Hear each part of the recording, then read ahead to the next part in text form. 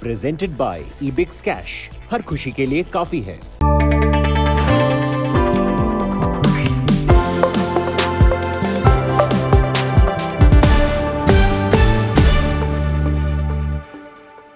Hello and welcome. You're with us here on Business Today. I'm Abha Bakaya. Let's take you through the headlines. A day after historic reforms in the telecom sector, Telecom Minister Ashwini Vaishnav speaks exclusively to Business Today TV, says bold reforms will induce new energy into the crisis-ridden sector. Modi government's Big Bang reforms continue, with Finance Minister Nirmala Sitharaman announcing the formation of a special bank to rid the financial sector of bad loans. The move will give a big relief to banks. Market regulator SEBI welcomes the recent cases of investor activism derailing management plans, says good that the small investors are standing up for their own good. Sensex crosses 59,000 for the first time ever. Nifty also closes at a record high. Banks, PSU, telecom stocks power the run. ITC jumps nearly 7%.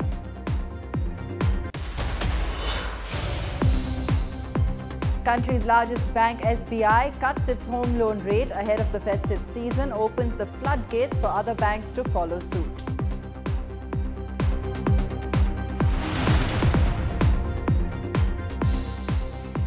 The big news today, 2 days, 2 Big Bang economic reform announcements. After announcing a major relief package for the telecom sector on Wednesday, the Modi government has taken chasing bad debts to the next level by announcing the bad bank that it promised in the budget speech. 2 days, 2 Big Bang economic reform announcements. After announcing a major relief package for the telecom sector on Wednesday, Modi government has taken chasing bad debts to the next level by announcing the bad bank it promised in the budget speech. The biggest bank loan defaulters of India, one-time tycoons like Mehul Choksi, Nirav Modi, Vijay Mallya, among the hundreds others who have managed to dodge repaying their loans. Thanks to them, banks are saddled with bad loans of more than 6 lakh crore rupees. And even taking their cases to the bankruptcy tribunal hasn't really helped banks, where their success rate is just 10% and recoveries less than 40%. Now the Modi government is refocusing its battle against these bad debts through National Asset Reconstruction Company Limited, the so-called Bad Bank. Another institution, the Indian Debt Resolution Company, is also being set up. While the bad bank will absorb big-ticket bad loans from government-owned banks, the IDRC will try and resolve them. There will now be an asset reconstruction company which will make sure that the managing and disposing of it is done professionally, and which will therefore result in banks' balance sheets and books being cleaner, transparent. They will now be able to stand on their own and do their business. Initially, around 90,000 crore rupees in bad loans is expected to be transferred to NARCL. Banks in return get 15% of the amount in cash and the rest in security receipts guaranteed by the centre. Banks will also have to pay annual charges on the bad loans transferred. These charges will be increased every year, giving banks an incentive to recover these loans speedily. There are quite a few asset management companies out there, but when government together with the public sector banks are coming up, it brings in a different dimension because it can now deal with big ticket NPAs.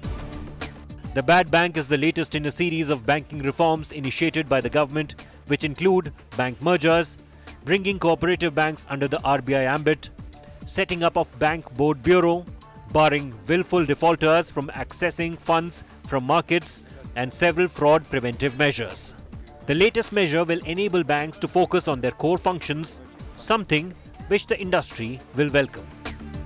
Bureau Report, Business Today Television. The government yesterday announced major reforms for the telecom sector, including a 4-year deferral of license fee payment dues for telcos, interest, no penalty on delays in license fee payments, and non-telecom revenue is now excluded from license fees, an industry demand for a long time. This helps to free up funds for telcos to fund expansion and growth, and it's also a positive for lending institutions. Siddharth Zarabi sat down with Telecom Minister Ashwini Vaishnav for an exclusive one-on-one to discuss the lifting of regulatory overhang on the sector and the outlook going forward. With me today, a very special guest, the Union Minister for Communications, Electronics, Information Technology and Railways, Mr.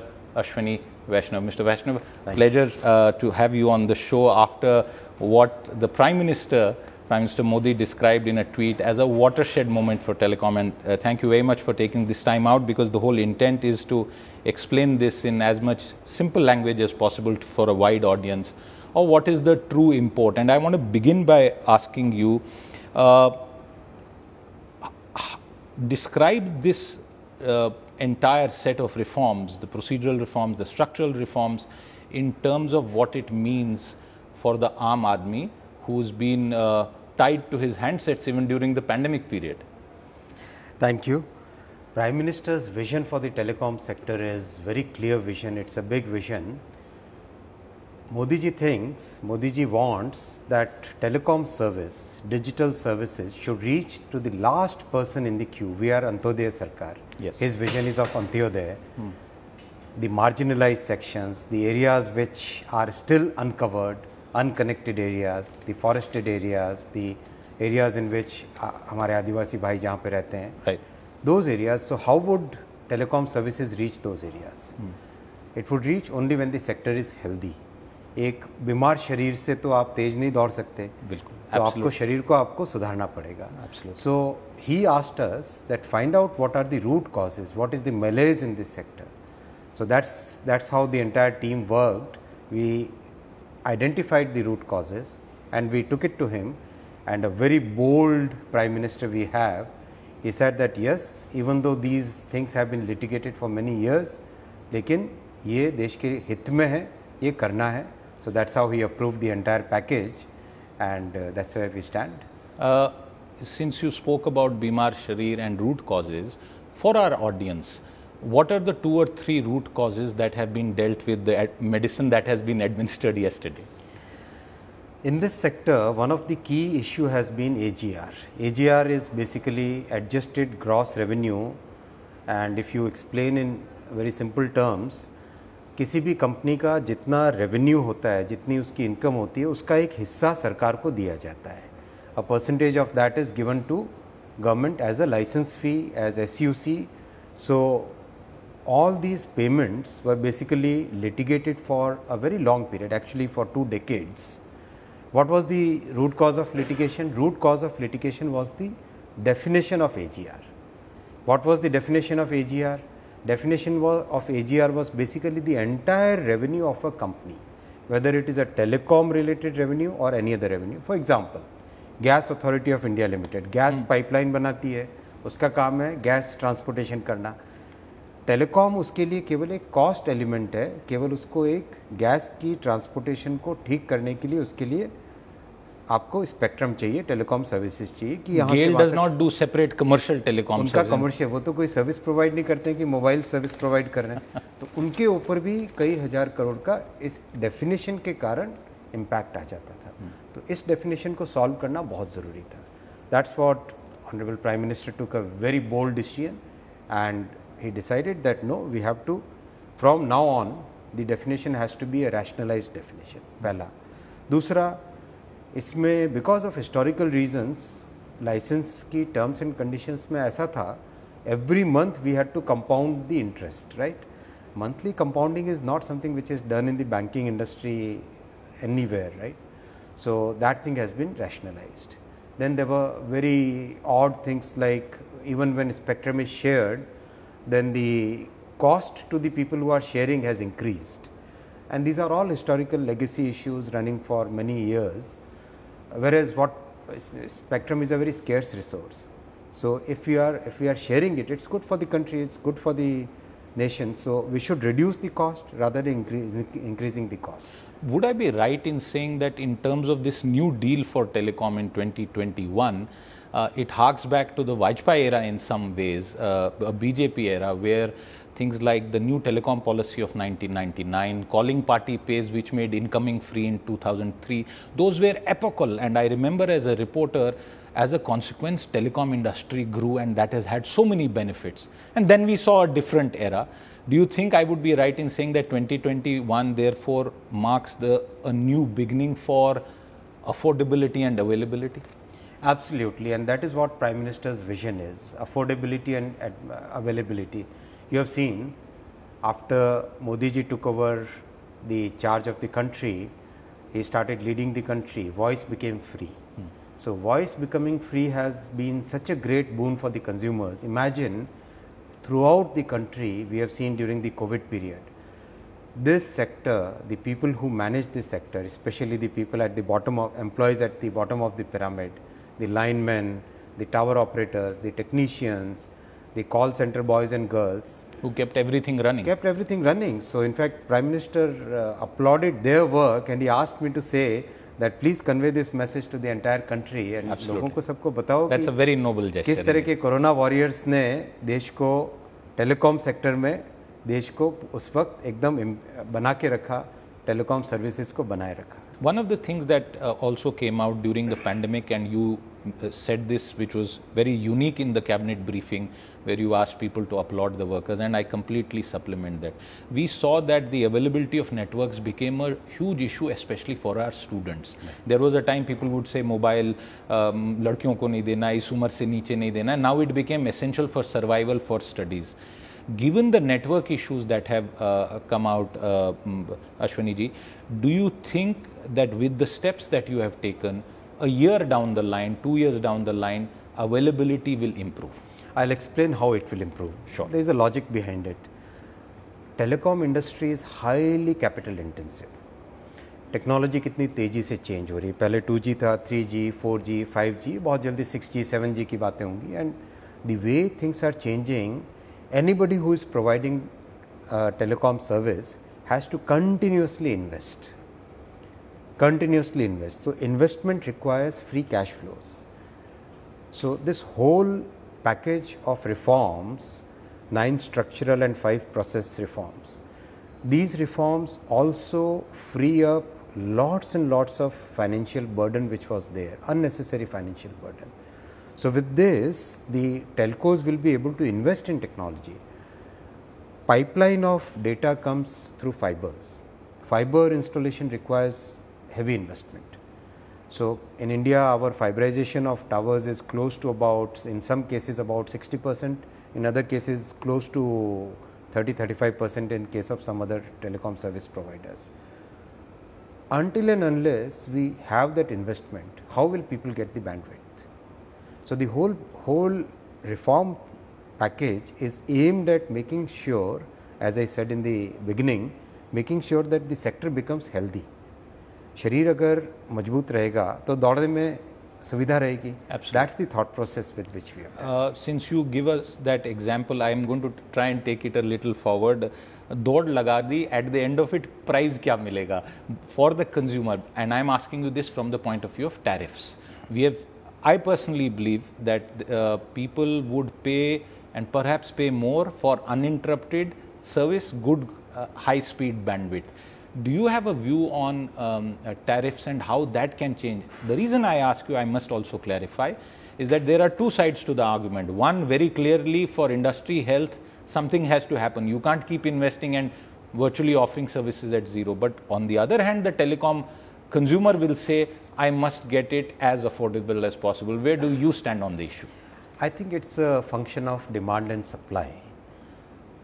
Ultimately, telecom service providers and we as consumers, now I'm not talking as minister. No, of course, as a consumer. As a customer, the decision has to be taken between the two. Who provides better service? Who provides uninterrupted data? Who provides best possible connectivity throughout the country? What is the cost of that? Those are the factors which will decide. We from the government would never interfere in any tariff decision. do you support the idea or need for a floor price? I don't think that's a very fair ask from anybody, because end of the day, the market has to decide based on demand and supply. Let's now turn to one more important decision, which is the moratorium that has been given a 4-year period. If you could explain, and I will request you to, I'll leave that choice to you. Why just 4 years, for example? Why not 6 or 7 or not 3? What is the logic behind 4 years? There must be some calculation. It's a very well thought out decision. It's not something which is random. It's a very well thought through. See, the constraints that we have, first, the boundaries that are set by the Supreme Court judgment. Absolutely. That's a 10-year period which has to be followed, right? No reassessment of the past. Anything which has been assessed in the past, we cannot reopen that. These are the boundaries set by the Supreme Court judgment. What is the industry asking for? Third, how do we protect government revenue? So, considering, and fourth, what is the 5G capex required? So, considering all these things, we found that a 3 to 4 year period is a period in which the 5G capex cycle can be significantly mitigated, amortized, Okay. and that is the period that we thought we should take. And we also considered कि कभी भी घर से बाहर निकलते हैं तो जेब में 100 रुपये एक्स्ट्रा लेके निकलना चाहिए, so that you are at least so that's why the government and the cabinet took a very careful decision that in case there is any major issue beyond 4 years, then there is a small provision considering at that point of time what is the condition of the industry, what is the condition of the companies.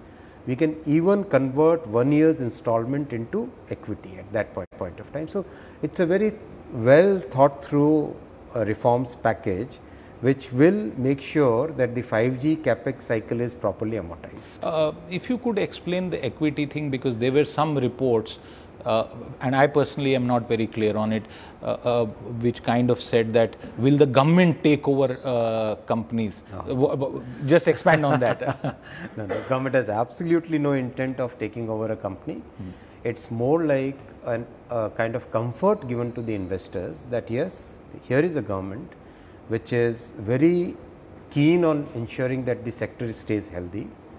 So, for the health of the sector, if something has to be done which is very unconventional, we are even willing to do that. But my question is, how should 5G spectrum be priced? And again the debate is, should it just be a revenue maximization exercise for the government of India, or should there be a balancing exercise between public interest and the optimal costing or monetization of a scarce national resource? COVID has clearly shown that telecom services are basically a balance of commercial and public good. It's not something which is absolutely pure commercial. There is an element of public good in it. TRAI is right now examining the pricing that should be made for 5G spectrum. I wouldn't like to comment Absolutely. At this point of time, but as and when the recommendations come, we would take a very balanced call. I have another pet point to ask you, and Atmanirbhar Bharat, one of the very significant things, and you address this, but I just want more details for the people to understand. One of the 3 components of our import dependencies, apart from gold and crude oil, is telecom imports. We should do more about gold. We can probably do a little more about crude, but we should absolutely do more about telecom imports, because for a country of our size, for such a large market, I don't even want to tell you, obviously you probably know the entire list of items.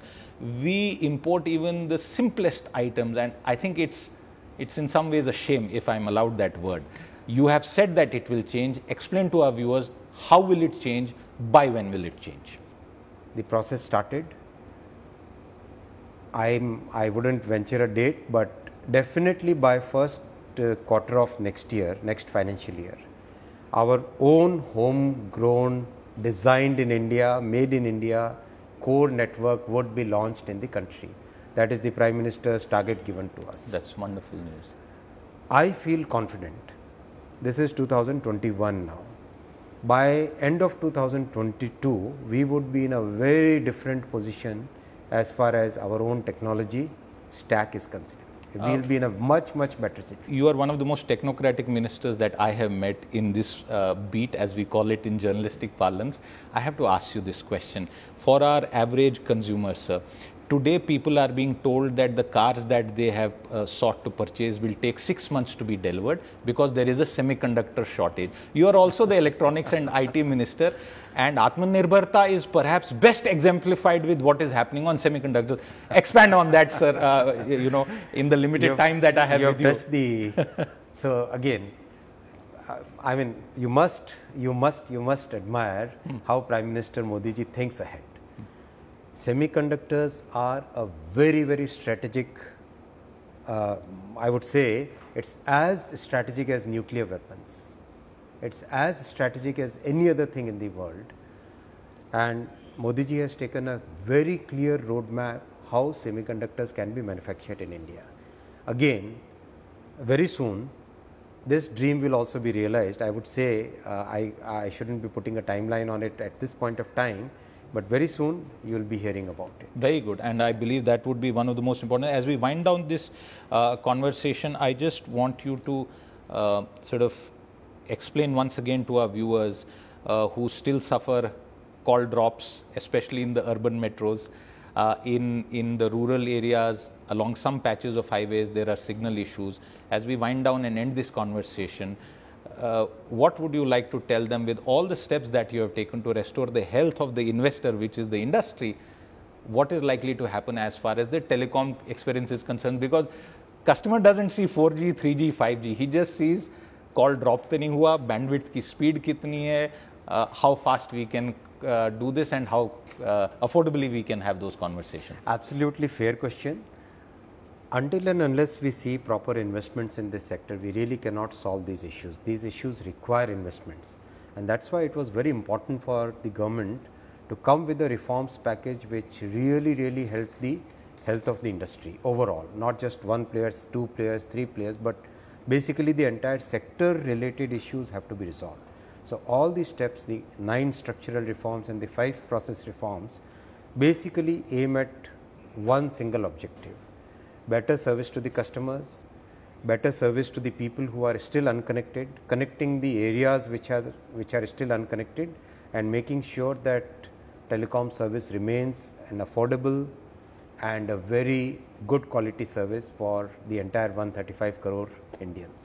Watch the complete interview on businesstoday.in, our exclusive conversation with Telecom Minister Ashwini Vaishnav with our Managing Editor Siddharth Zarabi on businesstoday.in. And that's all from us tonight on the Business Today show. Thanks so much for watching. Good night.